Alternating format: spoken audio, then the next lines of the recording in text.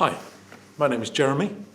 I'm here in the Guildhall Museum, loads of stuff, no visitors, which is kind of strange. So we thought we'd make some videos to reach out to you until you can come and see us again. Now anybody can watch these, they're for anybody and everybody, but they're especially for you if you're of an age where normally you would be going to school, especially if you would be going to school in Medway, because this is a museum all about Medway and its history. Now this particular video is all about the Bronze Age, and we've got some rules here. I'm going to tell you 3 things about the Bronze Age, and I'm allowed to use 3 objects to explain those 3 things. And I've got to keep to 10 minutes. And if I do that, I'm allowed to get in an extra bonus object just because I like it. Okay, so let's go. The first thing about the Bronze Age I want to tell you is it doesn't actually begin with bronze. It begins with this stuff. This is copper, or more exactly, it's what we call copper ore. So this is copper, a metal, mixed up with lots of rock. The problem is, if you want to get the copper out, it's quite difficult. You can't just smash this up and pick out the little bits of copper, leaving the bits of rock behind. And it's when people worked out how to get the copper out of this ore that the Bronze Age really starts to get going. Because what you need is a really hot fire. Probably some kind of furnace in a pit, maybe with extra air pushed in somehow or other to make the fire extra hot. So what happens then is that the metal inside melts. Nothing happens to the rock. Rock stays the same. The metal melts and collects in the bottom of your furnace, so when the fire has gone and cooled down, you can collect the copper out of it and do something with it. Brilliant. The problem with copper is it's quite soft. Now in some ways that's useful, because if it's soft, you can bend it into a new shape that's more useful than just a lump. But when you try and do something with your shape, it bends. So what you really need is a material that's soft when you want it to be soft and hard when you want it to be hard. So here's the next thing I want to tell you about. Copper only becomes really useful when you add something else, and that's tin. And copper plus tin is what gives us this stuff, which is the bronze. So we are talking about 4,000 years ago, a bit more maybe, when people start to mix the tin with the copper and get bronze. And this is really quite hard. Now, if you've watched my Stone Age video, you will know that to make a stone tool, what you do is you get your flint, hit it really hard, knock bits off, and change its shape.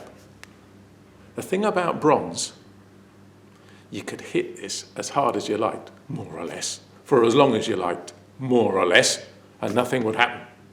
Once we've got metal, we have to do something completely different to change its shape. We have to melt it.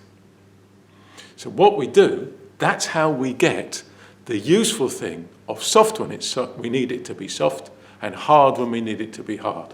When we melt it, it goes running. But to get it into the shape that we want, we have to take the runny bronze and pour it into a mould. Now, a mould is simply a shape that is hollow, that has a space inside. So you can fill it up with the runny bronze, leave it to cool,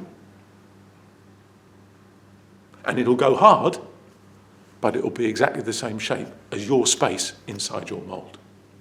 So as long as you make the mould carefully, you will get the tool that you need to do a job. So we start with copper, We add tin to get bronze. Third thing. Once we have metal, once we have bronze, people can do all sorts of new things with their tools that they couldn't do in the Stone Age. So this kind of last point divides into three. First thing, they can make much more complicated shapes. There is no way that you could make this shape or this shape out of flint. It's got to be metal.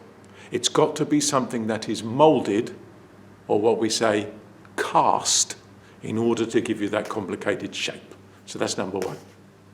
Number two, you can see here in this Bronze Age axe that it's broken. But when you break your bronze tool, the last thing you do is throw it away. You can recycle it. Now, you can't do this forever and ever, but you can, to a certain extent, melt down your broken tool and recast it, making it into something as good as new. Really, really useful. Recycling. Third thing, as long as you've got your mould, you can carry on making tools, and each one will be exactly the same as the one before. That would be really, really difficult, impossible to do if you were just knocking a stone tool out of a lump of flint. So once we get metal and we start casting, we can make much more useful tools. Now I must be inside 10 minutes, so I'm going to allow one more bonus object. Sometimes, instead of having to get the copper out of the ore, it is possible to find what we call native copper. This is just copper that appears naturally in certain parts of the world.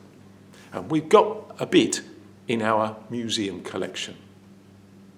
So somebody just found this lying on the ground. We don't know where, because it's not being recorded. But it does show you the natural colour of the copper. The tools that I've shown you, remember, these are mainly copper. They've gone green because the copper inside has reacted with the oxygen in the air to change its colour. This is what they would have looked like, that colour, when they were first made. So that's the Bronze Age. Let us know if this is useful. Let us know if you enjoyed the video, and I will see you soon.